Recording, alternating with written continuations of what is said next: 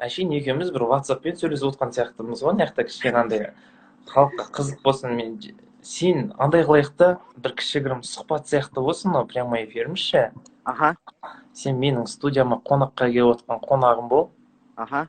Мен саған бір сұрақтар қояйын, халық кішкене жаймен деп сені тани бермей ма? Жақынырек. Аха. Бастаймыз ба? Давай кеттік. Андай бір фанфар ойнатып жібермедің ба қасқа? Ау? Бір фанфар ойнатып жібермедің ба деймін да? Фанфар ойнатып бір салтанатты түрде кіріп кетшейші құрсын. Давай. Ендеше құрметті ханымдар мен мырзалар. Бүгінгі кешіміздің қонағы Алибек Ибраимов. Ай, бұл свадьбаны екен ғой, брат, да? Ұмытып қалдым ма? Қандай фанфарлар бар, Айбек? Андай істесей. Дыш.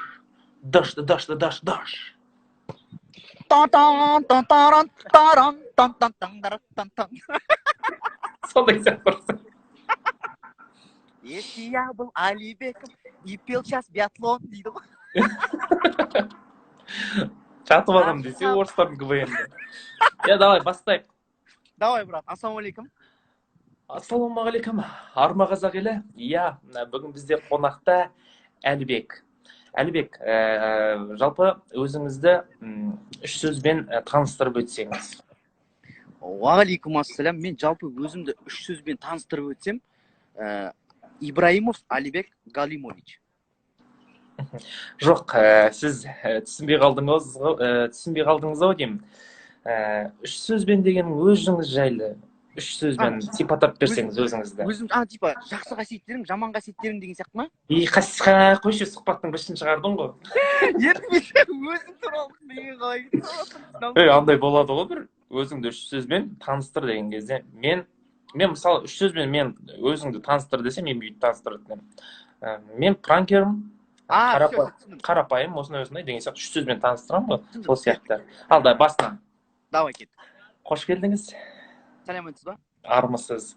Көптен бері сізбен сұхбаттасу біздің бір сөзбен айтқанда үлкен тұжырымдарға иесі бар, сондай демократияға байланысты, ауқымды, экологияға байланысты мәжіліс десек те артық айтпағанымыз.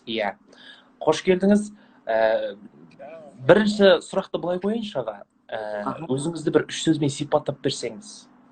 Ассалаумағалейкум, құрметті қазақ елі. Рахмет шақырғандарыңызға, өте қуаныштымын. Шыны керек, ол шақырған кезде көп қуанып кеттім. Ал енді сұраққа жауап берейін, көп созбай. Әңгіме бұзау емгізеді, бұзау таяқ жегізеді дейді ғой. Сразу әңгіменің сұрағына жауап берейін. Өзімді үш сөзбен таныстырсам, біріншісі енді бастап келатқан блогермін. Екіншісі тамадамын, той басқарамын. Үшіншісі ауыратыным бар шамалы. Енді жаңа бір сөзіңізді айтып қалдыңыз, ауырамын деп. Нақты диагноз бар ма? Нақты диагнозым андай перелом костей, ушей, глаз деген бар. Әрине, жауабыңызға толықтай қанағаттандыра алмағандықтарыңыздан. Әрмен қарай жалғастырайық аға. Жалпы жаңадан бері айтып отырсыз, неғымен шатасып отырып, жаңадан бері айтып отырсыз, блогерстволық әлемге тай басып, енді қадам басып келе жатырмын деп. Жалпы не жанрда, не бойынша түсірмек ойыңыз бар, және неге түсірмексіз, не мақсатпен түсірмексіз? Өте рахмет. Бізде әрмен қарай спорт жаңалықтары. Ойнайым ғой, айта бер. Рахмет. Жаңа қандай мақсатта дедіңіз ғой да? Не түсіресіз? Блогерлыққа не үшін келдіңіз? Неге? Айтайын, сөзіңіз аузыңызда, мен айтайын. Жұрттар бар, болмайтын әзілдер түседі. Бір нәрсе кір дейтіндер бар. Мен ондайларды жек көремін жалпы. Мен ондайларға өте қарсымын. Мен түсіретінім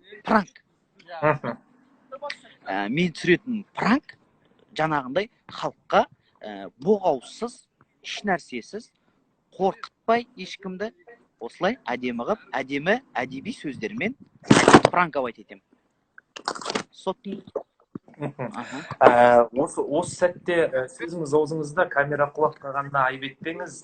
Біздің операторларға ораза ма, ораза емес па, олар тіреліп ішіп алады. Жалғастырайық аға. Жалпы мынау өзіңіз жайлы қай жылғысыз, бойдақсыз ба, үйленгенсіз бе? Сол жайында бір толығырақ бізге өзіңіз жайлы, жасыңыз жайлы, одан қала берсе, анау үйленгенсіз ба, сол жайында айтсаңыз. Иә.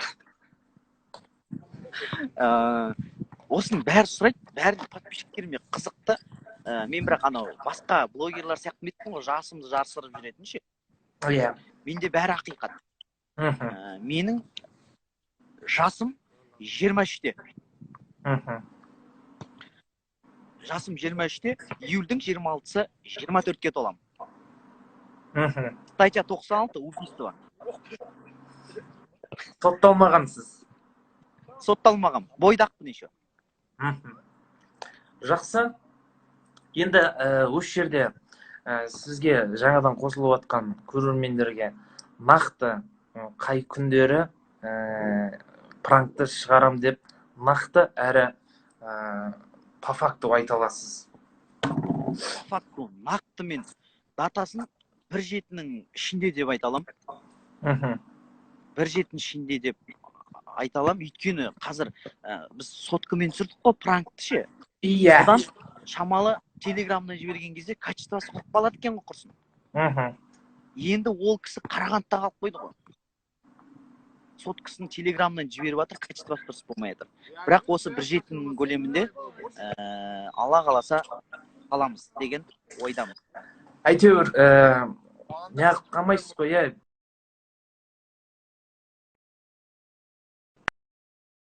Халыққа үміт беріп қалып, күнделікті пранктарыңызды салып халықты қуантып отырасыз ғой, иә? Алла қаласа, бірінші Қарағанды облысынан бастап, ақырын Алматыға келем ба деген бір ниетім бар. Жақсы. Жалпы өте сондай әсерлі, тамаша бір сұхбат болды деп айтуға да толық негіз бар. Көптен көп рахмет. Мен осы жерде өз оқырмандарыма айтарым. Мен Алла қаласа бір жарты сағаттан кейін кірем.